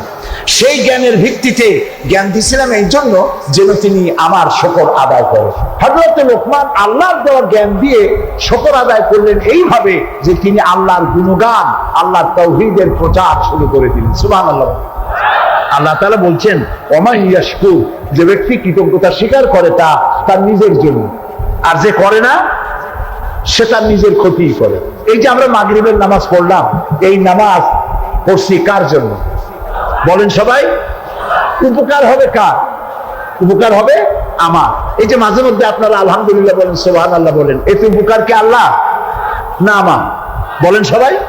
আমার তাম পৃথিবী। এটা এই জন্য যে আল্লাহ তাআলা বিরাটত্ব, খুব লক্ষ্য করুন, আল্লাহ তাআলা বিরাটত্ব, মহানত্ব, শ্রেষ্ঠত্ব এবং মর্যাদার যে স্তরে আল্লাহ তাআলা আছেন, আমরা শুকর করে, প্রশংসা করে, সেজদা করে সেই স্তর থেকে 1 ডিগ্রি উপরে উঠাইতে পারবো না। এবং যেখানে তার মর্যাদা আছে, সারা পৃথিবীর সব মানুষ যদি আল্লাহকে অস্বীকার করে, ওই স্তর থেকে 1 ডিগ্রি নিচে নামানো যাবে না, অসম্ভব। এই জন্য কৃতজ্ঞতা যে প্রকাশ করে সে আল্লাহর জন্যই করে। আমরা যদি আল্লাহর জিকির আজগার না করি, আল্লাহর ক্ষমতা শেষ নাকি? বলেন। আল্লাহ রাব্বুল আলামিন বলেন ইউসাব্বিহু লিল্লাহি মা ফিস সামাওয়াতি ওয়া মা ফিল আরদ, আকাশে যা কিছু আছে, জমিনে যা কিছু আছে, এর মাঝখানে যা কিছু আছে, সব আমার জিকির করছে, আমার তাসবিহ করছে। আপনারা বসন্তকালে গাছের ডালে শোনেন কোকিল পাখি কুহু কুহু করে ডাকতেছে। আল্লাহ রাব্বুল আলামিন বলেন ওয়ালাকিন লা তাফকাহুনা তাসবিহাহুম, তোমরা ওদের তাসবিহ বোঝো না, তোমরা শোনো কুহু, আসলে সে ডাকে আল্লাহু আল্লাহু। বউ কথা ক, আছেন একটা পাখি মমন সাইতে নাই, আছে, ছোটবেলা থেকে শুনতেছি বউ কথা ক, বউ কথা ক। ওর বউ এত অভিমান করলো কেন? কথা মোটে কই না, আসলে বউ কথা কও আমরা শুনি। আর আল্লাহ বলছেন ওয়ালাকিন লা তাফকাহুনা তাসবিহাহুম, ওরা আমার জিকির করছে তোমরা বোঝো না।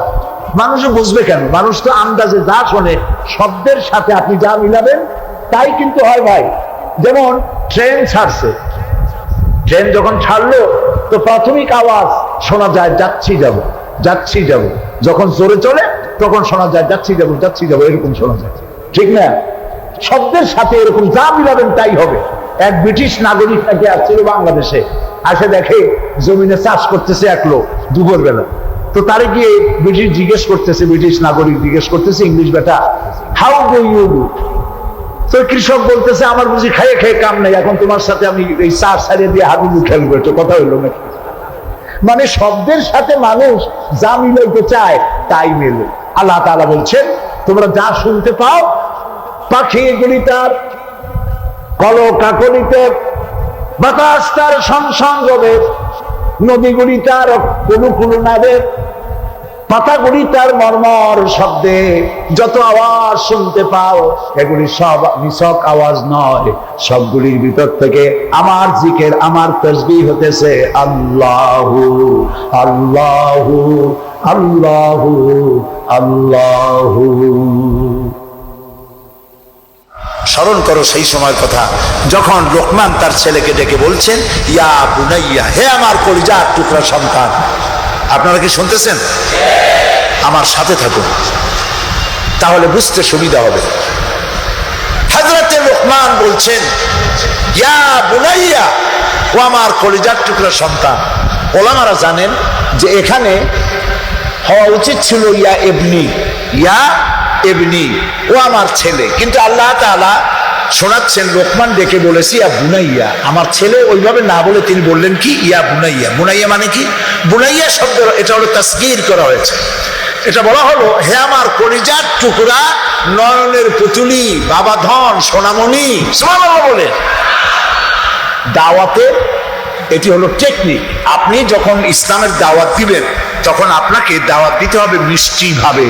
আল্লাহ শিখাই দিয়েছেন উদউ ইলা সাবিল রাব্বিকা বিল হিকমাতি ওয়াল মাউইজাতিল হাসানা, উত্তম ভাবে মিষ্টি করে সুন্দর করে বৈজ্ঞানিক পন্থায় সুন্দর সুন্দর কথা দিয়া মানুষকে আমার পথে ডাকো। আল্লাহ তাআলা বলছেন সুবহানাল্লাহ। এই জন্য আপনি মেজাজ খারাপ করলে পারবেন না।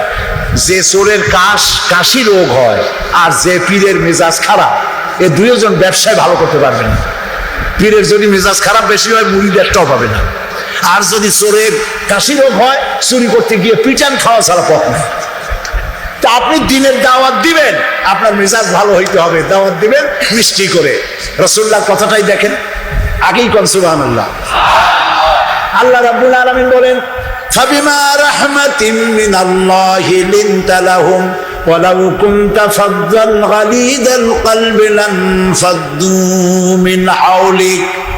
হে রাসূল, আপনার প্রতি আল্লাহর করুণা হচ্ছে এই যে আল্লাহ তাআলা আপনার দিলটাকে নরম করে দিয়েছেন। সুবহানাল্লাহ। আপনার কাছে যেই আসে সিমেন্টেড হয়ে যায়, কেউ ছিটকে পড়ে না আপনার ব্যবহারের কারণে। রাসূলের ব্যবহার, সুবহানাল্লাহ বলে, সুবহানাল্লাহ।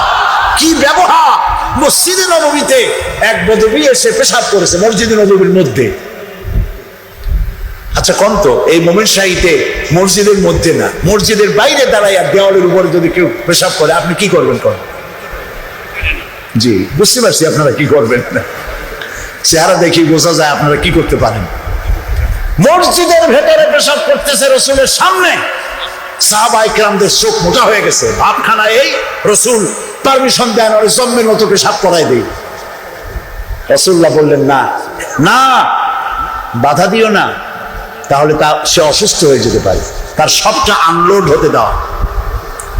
সবটা শেষ হইল, রাসূলুল্লাহ তাকে কাছে ডাকলেন, ডেকে বললেন তুমি যে কামটা করলা তুমি কি জানো এটা কি? কয় না, তা জানি না। তিনি বললেন, এটা হলো মসজিদ, আমরা এখানে আল্লাহর সেজদা দেই। তোমার যখন এই কাজের দরকার হবে তখন বাইরে গিয়ে করবা। তোমাদের উপাসনালয় আছে না? কয় যে আছে। তো সেইখানে যদি এই কাম কেউ করে তাহলে তোমার কেমন লাগবে? এই কাজটা কখনো করবা না। লোকটি বলল, আমি তো শুনেছিলাম আপনি বাদশাহ, তা আমি এখন বুঝলাম আপনি বাদশাহ না। বাদশাহ হইলে যে কাম আমি করছি এটা তো আমার পড়লে এতক্ষণ গড়াগড়ি যাইতো। আপনি তো বাদশাহ না, আপনি অবশ্যই অবশ্যই আল্লাহর নবী, কোনো সন্দেহ নাই আমার মনের মধ্যে। এই ছিল রসুলের ব্যবহার। রসুল্লাহ সাহাবীদের দিকে তাকায় বললেন, ইন্নামা বুইসতুম মুয়াসসিরিন, ও সাহাবীরা, আল্লাহ তোমাদেরকে পাঠাইছেন মানুষের কাছে দ্বীনকে সহজ করার জন্য, কঠিন করার জন্য নয়। রসুল্লাহ যখন দাওয়াতের লোক পাঠাতেন বলতেন, ইয়াসসিরু ওয়ালা তুআসসিরু, মানুষকে সহজ করে দ্বীন বুঝাও, কঠিন করে বুঝাইও না। বাশশিরু ওয়ালা তুনাফিরু, বেহেশতের খবর দিয়া মানুষকে দ্বীনের পথে ডাকো। জাহান্নাম জাহান্নাম, এটা করলে জাহান্নাম, সেটা করলে জাহান্নাম, জাহান্নামের ভয় দেখিয়ে মানুষকে দ্বীনের রাস্তা থেকে সরিয়ে দিও না। সুবহানাল্লাহ। এই ছিল রসুলের ব্যবহার।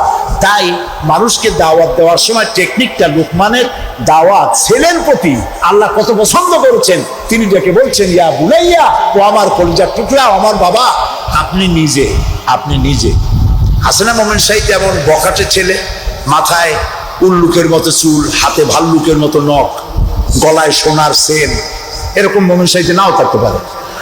কিছু ফোলাপান আছে মাথায় চুল চুল রেখে একটা কেমন কেমন ভাব, তারপরে গলায় মোটা সোনার চেন, পৌষ মাসের শীতেও সামনের 2-3টা বোতাম খুলে তো লোকেরা যেন বসে উনি একখান কিছু ঝুলাইছে।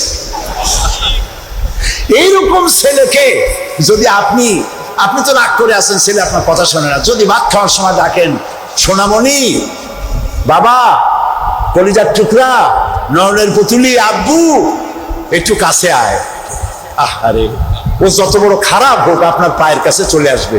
আপনি ওর কপালে একটা চুমা দেন, ওর গালে একটা চুমা দেন। আব্বু, এই যে তুমি জামা কাপড় করছো, এগুলো মাইকেল জ্যাকসনের জন্য শোভা পায়। তুমি রসুলের উম্মত, মুসলমান মায়ের পেটে আসছো, এটা তোমার জন্য শোভা পায় না। আব্বু, এই কামটা তুমি করো না, আমার অসম্মান হয় সমাজে। এই কথা বললে হাজার রাত রস শোনার চাইতে আপনার এই মধুর ডাকে আপনার ছেলেকে হেদায়েত হতে পারে। হযরতে লোকমান এইটা শিখাইছেন, ইয়া বুনাইয়া, ও আমার কলিজার টুকরা সন্তান। নসিহত শুনে মনে হয় যে ছেলে খুব ছোট, কিন্তু আসলে ছোট না। ছোট ছেলের এত বড় নসিহত করা যায় না। নসিহতের গুরুত্ব বুঝে বোঝা যায় ছেলে ছোট না, ছেলে বড়, কিন্তু ডেকেছেন তিনি সোনামণি বলে। যেমন আমাদের দেশে খোকা আছে, গেদা আছে। আমাদের বরিশালে পিরোজপুরে বাচ্চা ছেলেদেরকে আদর করে ডাকে গেদা, আর বেশি আদর করলে কয় গেদু। তো খোকারে ডাক দিল, এই খোকা, গেন্দু, আরে মেহমান আসছে, একটু চাটা নিয়ে আয়। মেহমান মনে করে গেন্দু বুঝি খুব ছোট, গেদা খুব ছোট। গেদা যখন চা নিয়ে আসলো, দেখা গেল গেদা শুধু ছোটই না, শুধু নিজে গেদা না, কয়েক গেদার বাপও। হযরতে লোকমান ছেলেকে আবেগ ভরা মন দিয়ে ডাকতেছেন, ইয়া বুনাইয়া, ও আমার কলিজার টুকরা সন্তান, শোনো, লা তুশরিক বিল্লাহ, আল্লাহর সাথে কাউকে শরীক স্থাপন করো না। জোরে বলেন সুবহানাল্লাহ। প্রথম দাওয়াত। আমার উচিত ছিল আমার সন্তানকে এই কথা শিখানো যায়, আল্লাহর সাথে শরীক করবা না। ইন্না শিরকা লা যুলমুন আযীম, শিরক হচ্ছে মস্ত বড় জুলম। কে বলেছেন? জুলুম কারে বলে? ওলামারা বুঝবেন। জুলম বলা হয় ওয়াদউল শাই ফি গায়রি মুহাল্লি, যেখানে যে জিনিস রাখার নয় সেইখানে সেই জিনিস রাখার নাম জুলম। যেমন এই টুপি রাখার জায়গা কোথায়? মাথা। যদি হাঁটুর উপরে থুই তাহলে টুপির উপরে কি করা হলো? জুলুম করা হলো। নৌকা রাখার জায়গা কোথায় বলেন? সেটা যদি রাস্তার উপরে টানাই থই তাহলে নৌকার উপরে কি করা হয়? জুলুম করা হয়। যে জিনিস যেখানে রাখার ওটা সেখানে রাখতে হবে, উল্টা করলে কি হবে? জুলুম হবে। হযরতে লোকমান বলছেন, ইন্না শিরকা লা যুলমুন আযীম, শিরক হচ্ছে মস্ত বড় জুলম। তাহলে শিরকটা কি? শিরক হলো আল্লাহর কাছে যে সব সাহায্য পাওয়া যায় ওই সব সাহায্য অন্যের কাছে চাওয়া যাবে না। সাহায্য, ওয়াইজা সাআলতা ফাসআলিল্লাহ ওয়াইজা ইসতাআনতা ফাসতাইন বিল্লাহ ক্বালা নবী সাল্লাল্লাহু আলাইহি ওয়াসাল্লাম। নবী করিম সাল্লাল্লাহু আলাইহি ওয়াসাল্লাম বলেছেন, কিছু চাইতে হলে কার কাছে চাও? অন্যের কাছে চাইলে কি হবে? শিরক হবে। কোনটা? এটা একটু বোঝেন। আল্লাহ তাআলার সঙ্গে চাইলে পরে চাওয়াটাই শিরক নয়। যেমন আমার ঘরে অনেক সময় মেহমান আসে, আমার ঘরে চা বানাবো, চিনি নেই, তখন আমার ঘরের কাজের লোককে বলা হয় দোতলায় যাও বা তিনতলায় যাও, একটু চা, একটুখানি চায়ের পাতা বা একটুখানি চিনি চাই নিয়ে আসো। এটা কিন্তু শিরক না। আমি বাড়ি বানাইতেছি, টাকায় কুলাইতে পারছি না, আমি দেলোয়ার হোসেন খান দুলু ভাইকে বললাম, ভাই আমরা তো পার্লামেন্টে একসাথে থাকি, আমি তো টাকায় কুলাইতে পারতেছি না, আমার 10 লাখ টাকা দেন। এটা শিরক না। কথা কি বুঝে আসতেছে? কোনটা শিরক? শিরক হলো বিবাহ করেছে 8-10 বছর, বাচ্চা হয় না, এই বাচ্চা আপনি কোনো খাজা বাবা, কোনো পীরের মাজারে চাইতে পারবেন না। এটার নামই শিরক। আমার অসুখ হয়েছে, আমি রোগ মুক্তির জন্য কোনো পীরের নামে মানত করতে পারি না, হারাম। মানুষের নামে মরা পীর অথবা জীবিত পীর, কোন পীরের নামে মানত এবং তার কাছে আশা পূরণের জন্য যাওয়া জায়েজ নাই, হারাম, হারাম এবং হারাম। সন্তান দেবে কে? চিল্লায় বলেন। সন্তান দেওয়ার মালিক তিনি, তিনি ছাড়া কেউ সন্তান দিতে পারে না। এই দেখুন কোরআন, কোরআনের কারিমে রব্বুল আলামিন বলেন, আমি কাউকে কন্যা দেই, আমি কাউকে পুত্র দেই, কন্যা দেই না, কন্যা দেই তো পুত্র দেই না, আবার কাউকে কন্যাও দেই, পুত্রও দেই, আবার কাউকে কিছুই দেই না। ইন্নাল্লাহা আলা কুল্লি শাইইন কাদির। সমস্ত জিনিসের উপরে ক্ষমতা কার? সবাই বলে আল্লাহ তাআলার ক্ষমতা। আচ্ছা, আরেকটা কথা বলে আপনারা জবাব দেন, পীর বুজুর্গ তারা বড় না নবীরা বড়? তারা বড়। মানুষে বোঝে না, সেই জন্য বলে পীর পয়গম্বর। কথা বলতে গিয়ে বলে পীর পয়গম্বর, মনে হয় যেন পীর আসছে আগে, পয়গম্বর আসছে পরে। কি অন্যায় কথা। প্রিয় ভাই সব, পীর আর নবী তুলনা দেওয়া মোটেও জায়েজ নাই। তবে একথা আমি বলতে পারি, সারা পৃথিবীর সব পীর, সারা পৃথিবীর সব আলেম, সব যদি একত্রিত হয়, একজন নবীর জুতার সমান হবে না। বলেন সুবহানাল্লাহ। তারা আল্লাহর নবী, কোন নবীর কোনো ভুল নাই, গুনাহ নাই, মাসুম, বেগুনাহ। আল্লাহ নিজে তাদেরকে হেফাজত করেন। সুবহানাল্লাহ। এবার দেখুন, আমরা সন্তান চাইতে আমাদের লোকেরা গেল মাজারের কাছে, আর হযরতে জাকারিয়া আলাইহিস সালাম সূরা আলে ইমরান, আমি কি গল্প করতেছি না কোরআন শুনাইতেছি? সূরা আলে ইমরান আপনারা পড়বেন। সূরা আলে ইমরানের মধ্যে আছে, হযরতে জাকারিয়া আলাইহিস সালাম বুড়া হয়ে গেছেন, সন্তান নাই, একটাও নাই। তিনি আল্লাহর কাছে ফরিয়াদ করলেন, আল্লাহ আমি একদম বেওয়ারিস হয়ে যাব মরিয়া, তুমি আমাকে একটা সন্তান দিও। একদিন তিনি নামাজ পড়তেছিলেন, নামাজের মধ্যে হযরতে জিবরাইল আলাইহিস সালাম আসলেন। হযরতে জিবরাইল ওহী নাযিল করলেন। আল্লাহ তাআলা বলেন, হে জাকারিয়া, আমি তোমাকে সুসংবাদ দিতেছি, তোমাকে একটি পুত্র সন্তান দেওয়া হবে। পুত্র সন্তানটি জন্মগ্রহণ করার সঙ্গে সঙ্গে নাম রেখে দিও ইয়াহইয়া। ছেলে হবে, সন্তান হবে, সন্তান হবে ছেলে। আর নাম রেখে দিলেন কে? আল্লাহ নিজেই। হযরতে জাকারিয়া প্রশ্ন করলেন জিবরাইলকে, জিবরাইল, আল্লাহ তো বললেন যে আমারে আল্লাহ ছেলে দিবেন, কিন্তু এই ছেলেটা হবে কেমন? আমি তো বুড়া, সোজা হয়ে খাড়াইতেও পারি না, আমার বউ হলো বুড়ি, আকিম, বন্ধা, বাজা, জিন্দিগিতে বাচ্চা হয় নাই, আমি বুড়া, বউ বুড়ি, বাচ্চা হবে কেন? হযরত জিবরাইল জবাব দেন নাই। জবাব দিয়েছেন কে? মাত্র একটি শব্দ দিয়ে জবাব দিয়েছেন তিনি। আল্লাহ তাআলা বলেছেন, কাযালিক, যেমনি ইচ্ছে করি তেমনি বাচ্চা দেব। সুবহানাল্লাহ বলে। আল্লাহ তাআলা কিছু করতে চাইলে তিনি তো কোন ফায়াকুনের মালিক। দুইটা অক্ষর, কোন, কাফ আর নুন, কোন। আল্লাহ বলেন কোন, দেনাম দেয়ার হয়ে যায়। সুবহানাল্লাহ। আল্লাহ তাআলা মানুষ বানাবেন, বাপ মা কিছু দরকার নেই, খালি কতটুকু মাটি হইলি ইনশাআল্লাহ। পারছে কিনা বানাইতে? বলেন, নাম কি? দাদাও দরকার নেই। আল্লাহ মানুষ বানাবেন, বাপ মা, বাপের দরকার নেই, খালি একটা মেয়ের লোক দরকার। পারছেন না বানাইতে? কে তিনি? ঈসা আলাইহিস সালাম। ফাআলুল লিমা ইউরিদ। যা খুশি তাই তিনি করতে পারেন। এই আল্লাহরে থুয়ে তোমরা যাও কই? ফাইনা তাযহাবুন, কোথায় যাও? মুসলমানেরা বোঝে না। প্রিয় ভাই, সব আফসোস করে বলি, লোকেরা মাজারে যায়, মাজারে যাইয়া যা করে এই মুসলমানরা, মুসলমানই থাকে না। আমার নিজের চোখে দেখা চট্টগ্রামে বাইজিদ বুস্তামির মাজার তারা বলে, কিন্তু ইতিহাস বলে না যে ওখানে ওনার কবর আছে। উনি ওখানে আসছিলেন একবার, এটা ইতিহাসে পাওয়া যায়। একটা পুকুর আছে, আমি একবার গেলাম, এত লোক যায় কি দেখে গিয়া দেখি একটা পুকুর, সেই পুকুরের মধ্যে বিরাট বিরাট কচ্ছপ, বোধ হয় ওর 4টা কচ্ছপ এই মঞ্চে ধরবে না, এত বড় বড় কচ্ছপ, গায়ে শ্যাদনা পড়ে গেছে। মুসলমান, মাথায় টুপি, মুখে দাড়ি, গরুর কলিজা খাসির কলিজা নিয়ে গেছে, কাঁচা কাঁচা কচ্ছমরে খাওয়ায়, আর কচ্ছমের পায়ে হাত দিয়ে চুমা খায়। নাউযুবিল্লাহি মিন যালিক। বুজুর্গ কচ্ছম, মুসলমানে কত বুঝি করে কচ্ছমের। আমি দেখে চিন্তা করলাম, ক্ষুধার্ত, তৃষ্ণার্ত, এতিম, গরিব মানুষের যদি এই দৃশ্য দেখে, তাহলে সে হয়তো আফসোস করে বলবে, আল্লাহ, মানুষ না হইয়া কোনো পীরের দরবারে কচ্ছম হইলে তাও মাঝে মধ্যে একটু কলিজা খেতে পারতাম, এখন তো ভাতও পাই না। নাউযুবিল্লাহ। একটা গাছ দেখলাম দূরের থেকে, অনেক ফল। আমি চিন্তা করলাম, গাছে এত ফল হয়, কি গাছ?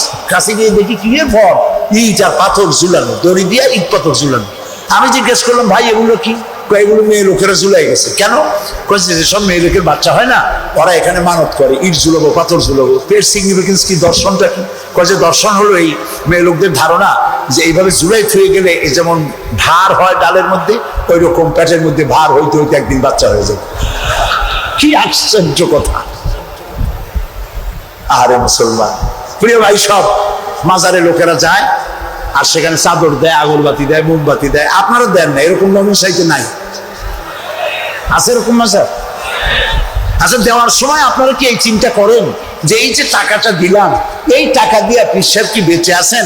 উনি কি এগুলি খেতে পারবেন? কমলা, বেদানা, আঙ্গুর কিনে খেতে পারবেন? অথবা তার বউ বাচ্চা কেউ বেঁচে আসে খেতে পারবেন? দেন কেন? এই দেওয়ার ফলে এই টাকাগুলি দিয়ে কি হয়? ওইখানে বসে আছে কিছু লোক যারা মাথায় শালু কাপড় বাঁধা, আছে না? শালু কাপড় বাঁধা, লোহার শিকল পরা, দাড়িতে জট, মাথায় জট, গায়ে ছালার চট,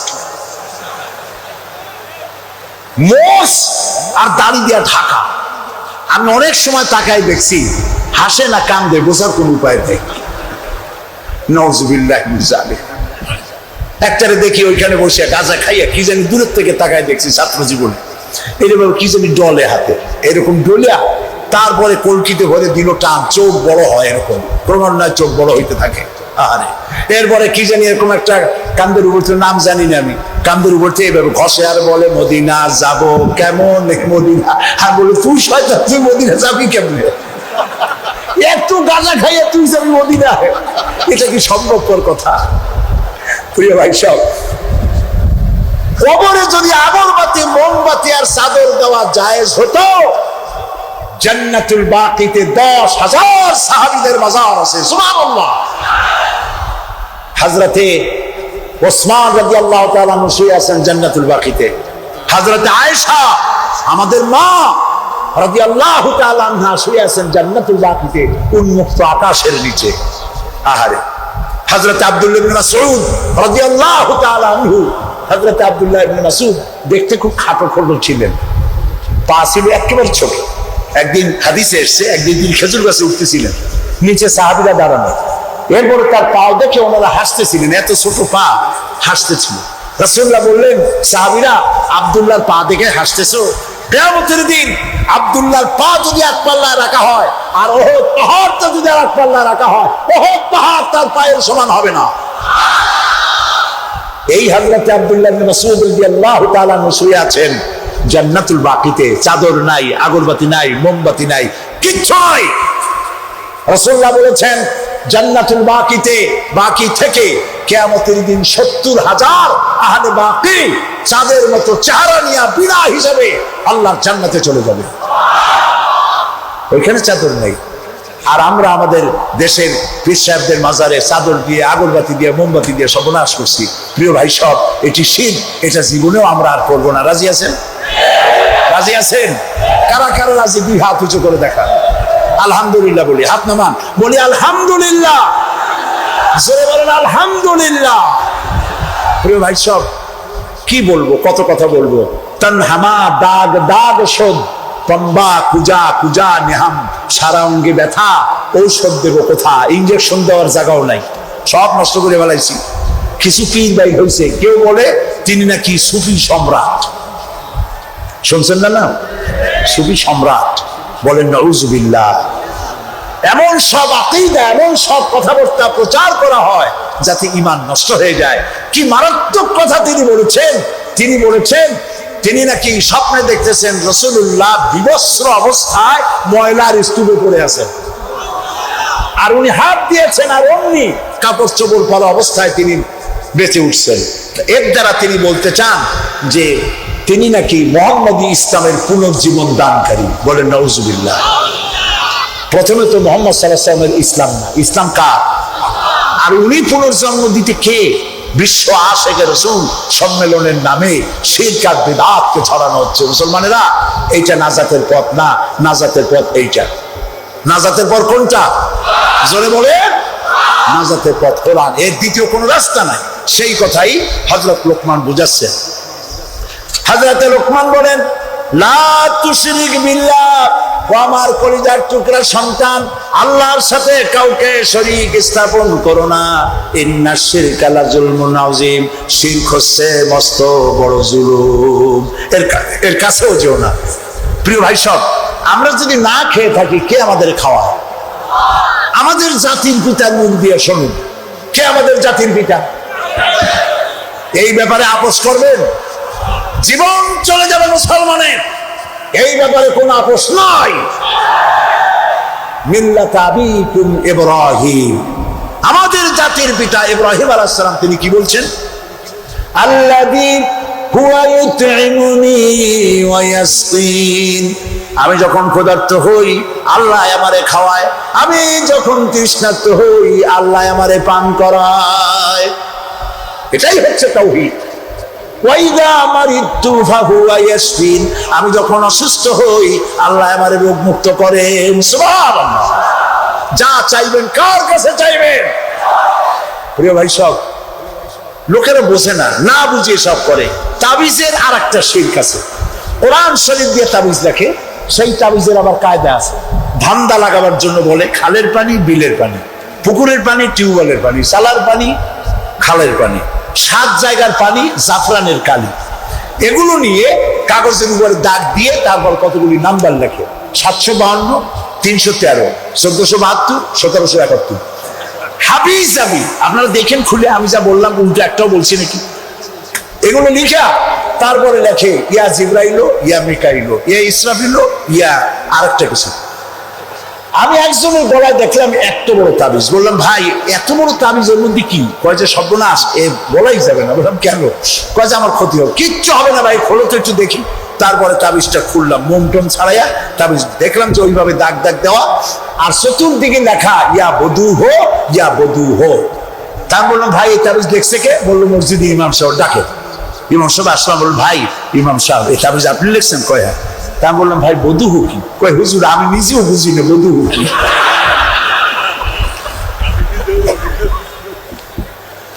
এখানে ওলামাই কেরাম আছেন, তারা হয়তো জানতে পারেন, আমি আমার বিদ্যে যতটুকু আমি বধূ হচ্ছি নেই কি জিনিস। এই সব তাবিজ লিখে লিখে গলায় ঝুলানো হচ্ছে। পীর সাহেবদের কাছে যায়, লাল সুতো কালো সুতো নিয়ে যায়, পীর সাহেবরা পরে ফুদায় গিরে দেয়, ফুদায় গিরে দেয়। এই সুতা গলায় বাঁধা, তারপরে এইসব তাবিজ ঝুলানো। হাদিস শরীফে এসেছে শিরক, শিরক। রাসূল এটা করেন না। একজন সাহাবী তাবিজের ব্যবসা করেন নাই। ঝাড়ফুঁক করেছেন, ঝাড়ফুঁক করা জায়েজ আছে, রাসূলুল্লাহ করেছেন, সাহাবায়ে কেরাম করেছেন। ঝাড়ফুঁকের জন্য কোরআনের মধ্যে 2টা সূরা শুধু ঝাড়ফুঁকের জন্যই আল্লাহ নাজিল করেছেন, একটা সূরা ফালাক আর একটা সূরা নাস। সুবহানাল্লাহ বলেন। মানুষের ক্ষতি করতে পারে, জাদু টোনা করতে পারে, সেজন্য রাসূলুল্লাহ বলেছেন, লক্ষ্য করেন হাদিস, সূরা ফালাক সূরা নাস 3 বার পড়বে ফজরের পরে, 3 বার পড়বে রাতে শোয়ার সময়। পড়িয়া হাতের মধ্যে ফু দিয়া এই হাত দুটো মাথা থেকে শুরু করে শরীরের মধ্যে ডলে দিবে। রাসূলুল্লাহ নিজে এটা করতেন। আল্লাহ রাসূল বলেছেন এই আমল যে করবে, দুষ্ট জিন, দুষ্ট শয়তান, দুষ্ট মানুষের অনিষ্টতা থেকে আল্লাহ তাকে হেফাজত করবেন। সুতরাং এই তাবিজের ব্যবসা ছাড়া উচিত। এবং সব রকমের শিখ থেকে মুক্ত হওয়া উচিত। তাহলে আল্লাহ তাআলা আমাদের প্রতি রহম করবেন। আল্লাহ তাআলা জিজ্ঞেস করছেন, ছেলে মেয়ে সুস্থতা অসুস্থতা মানুষের কাছে চাও কেন? আলাইসাল্লাহু বিকাফিন আবদা। আবার শোনেন, কে বলতেছেন কথা? আলাইসাল্লাহু বিকাফিন আবদা। আমি আল্লাহ, আমি কি আমার বান্দার জন্য যথেষ্ট নই? আপনারা বলেন অবশ্যই যথেষ্ট। চিল্লায় বলেন অবশ্যই যথেষ্ট। আল্লাহ তাআলা যদি যথেষ্ট হন তাহলে আমরা শিরকের কাছে কেন যাব? আল্লাহ কি পছন্দ করলেন দেখেন। আল্লাহ তাআলা পছন্দ করে লোকমানের কথা উঠাই দিলেন যে শিরক করব না, শিরক হলো মস্ত বড় জুলুম। এই শিরকের কথা একটি আয়াত পড়ে শেষ করে দেই। আমরা কি আল্লাহর সাথে দেখা করতে চাই? বলো। এটা তো খুব খারাপ কথা হলো। আমি বললাম আমরা কি আল্লাহর সাথে দেখা করতে চাই? এই 4-5 জন করে চাই, আর বাকি লোকের অবস্থা তো খুবই করুন। আমরা কি আল্লাহর সঙ্গে দেখা করতে চাই? এইবার বুঝেছেন, প্রথমে বুঝছিলেন না। আল্লাহ রাব্বুল আলামিন বলেন, ফামান কানা ইয়ারজু লিকা রাব্বিহি ফালইআমাল আমালান সালিহান ওয়ালা ইউশরিক বিইবাদাতি রাব্বিহি আহাদা। যদি কেউ রবের সঙ্গে দেখা করতে চায়, তোমরা যদি আল্লাহর সঙ্গে দেখা করতে চাও, 2টা কাজ করবা। 1 নম্বর হলো ভালো ভালো কাজ করো, নেক কাজ করো। 2 নম্বরে আল্লাহর ইবাদতের সাথে কাউকে শরীক স্থাপন করবা না।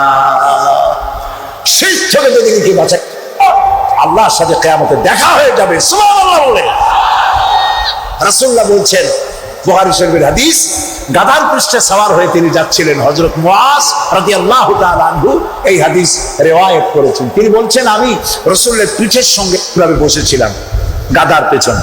তিনি আমারে ডাকলেন, ইয়া মুআজ। আমি বললাম লাব্বাইক ওয়া সাদাইক। তিনি আবার বললেন, ইয়া মুআজ। আমি আবারও সাড়া দিলাম। 3বার তিনি ডাকলেন। 3বার ডেকে বললেন, মুআজ তুমি কি জানো আল্লাহর উপরে বান্দার হক কি, আর বান্দার উপরে আল্লাহর হক কি? হযরত মুআজ বলেন, আমি জানি না, আল্লাহ এবং তার রাসূল ভালো জানেন।